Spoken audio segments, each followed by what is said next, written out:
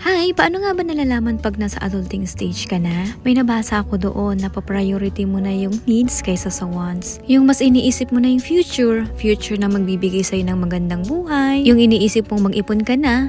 Andito nga pala ako sa isang mall dito sa amin na kung saan, di ko alam basta dumiretso na lang ako dito sa mga area na to. At parang feeling ko ito yung gusto kong i-priority. Gusto kong bilhin yung mga ganitong bagay, yung panggamit sa bahay, mga kitchenware, kitchen utensils. Yung mga ganito na, yung feeling mo, yung magagamit na for the future. O diba, iba din talaga. Kaya feeling ko, ito na nga din talaga yung adulting stage ko. Na kung isipin, pwede naman muna akong pumunta sa mga fashion clothes, sa mga shoes, sa mga wallet, sa mga makeup. Pero dito ako nawili. Siguro kahit isang araw man ako mag-stay dito, basta ito lang yung akin tinitingnan, nakakawili rin naman talaga. Nakakatuwa lang din naman kasi lalo pag nakabili ka ng mga ganitong bagay, parang feeling mo fulfilling, charot.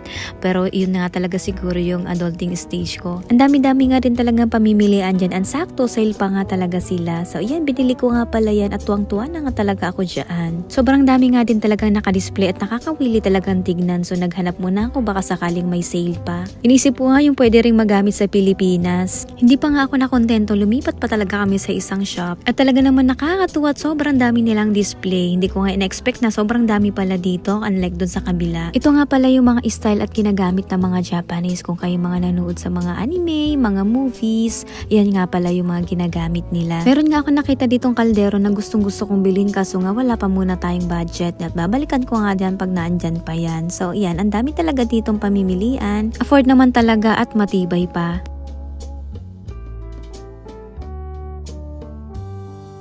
Saan ka naman nakakita ng ganitong kaldero? Mamahal pala dito pero marami magaganda. So, ayan.